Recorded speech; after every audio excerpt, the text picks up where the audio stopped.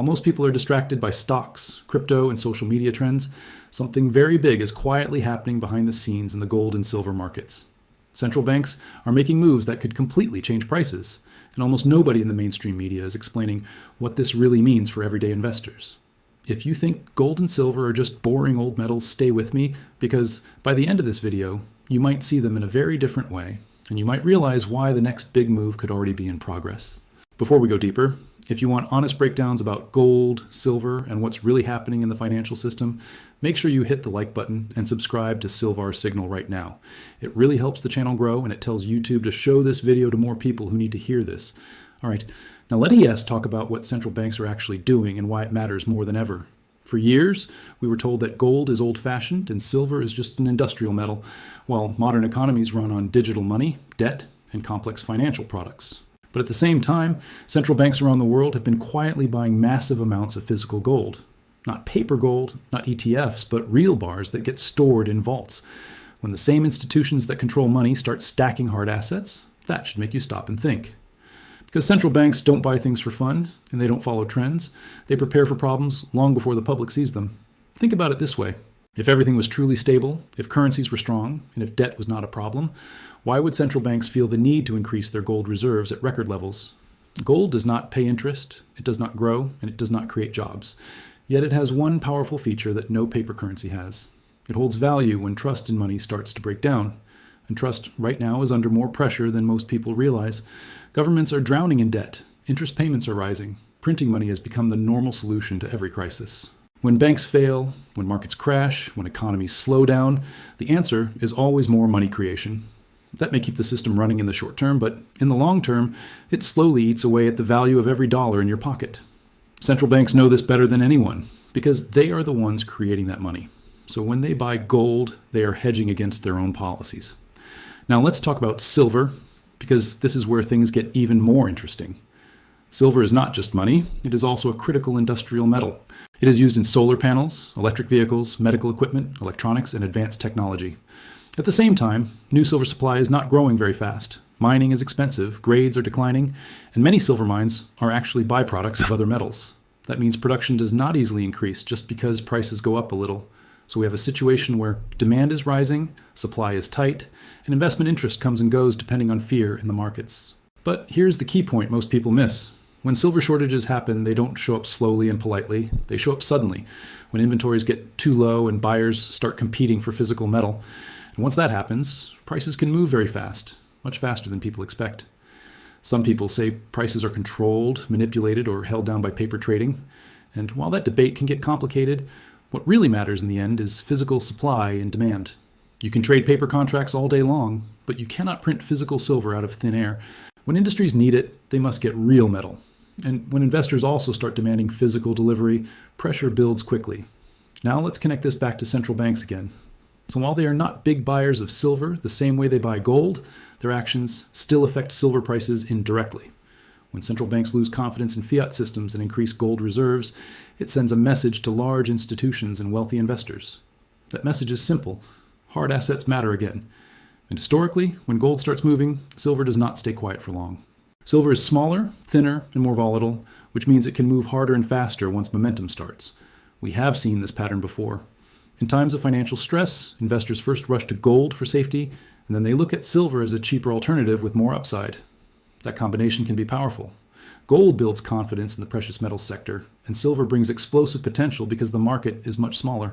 But this time, there's another layer that makes the situation even more intense. Technology is not slowing down. Green energy policies are increasing silver demand. Electric vehicles are becoming more common.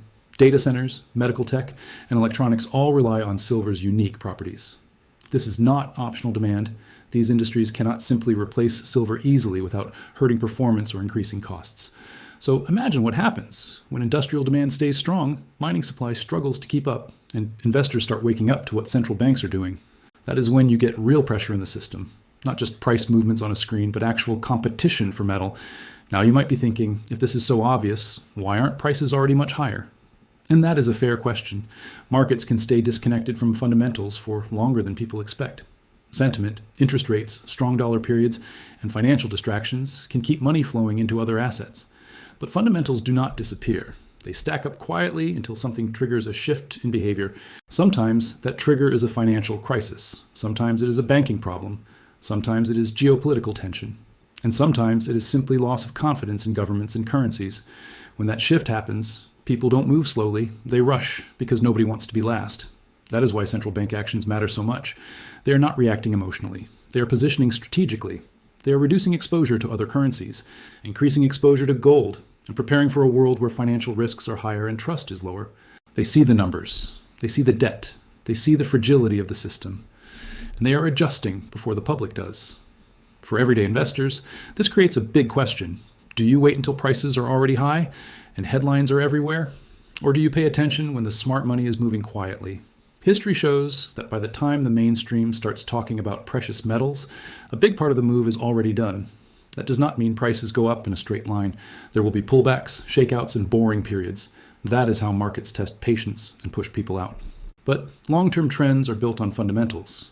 And right now, the fundamentals for both gold and silver are lining up in a way we have not seen in a long time.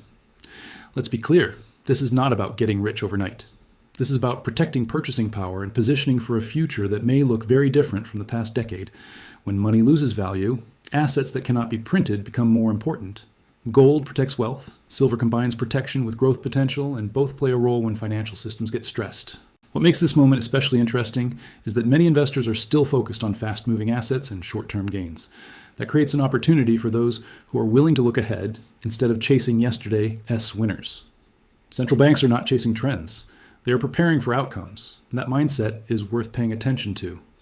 If you've been watching Silver Signal for a while, you already know this channel is about cutting through the noise and focusing on what really matters in the precious metals space. Not hype, not fear, but real data, real behavior, and real-world consequences. And what we are seeing right now from central banks is one of the strongest signals we've had in years that the financial landscape is shifting. As more people start connecting the dots between debt, currency printing, and central bank gold buying, interest in precious metals is likely to grow. And when that interest grows in a market as small as silver, price moves can become dramatic, not because of speculation alone, but because physical availability becomes a real concern. This is why some investors prefer to hold actual metal instead of just paper exposure.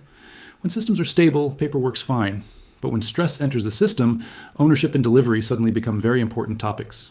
And that is not something most people think about until it is too late. So the real question is not whether gold and silver will matter in the future. The real question is when more people will realize that they already do. Central banks have answered that question for themselves. Now it is up to individuals to decide whether they want to ignore those signals or learn from them. We are not saying tomorrow prices will explode. Markets don't work like that. But we are saying the pieces are falling into place for a major shift over the coming years. And those shifts usually reward patience more than speed. As we move forward, keep watching what central banks do, not what they say. Watch debt levels, watch currency policies, and watch how often money creation becomes the solution to every problem. Those are the conditions where hard assets quietly become the winners. If this video helped you understand what's really happening behind the scenes, make sure you drop a comment and tell me what you think about gold and silver right now. Do you think central banks know something big is coming, or do you think this is just routine policy? I really want to hear your thoughts, and your comments help push this video to more people. Also, don't forget to share this video with anyone who cares about protecting their money and understanding the real financial game being played today. The more people who start asking the right questions, the better prepared we all become. Thanks for watching. This is Silver Signal, and will see you in the next video where we break down what the big players are doing before the rest of the world catches on.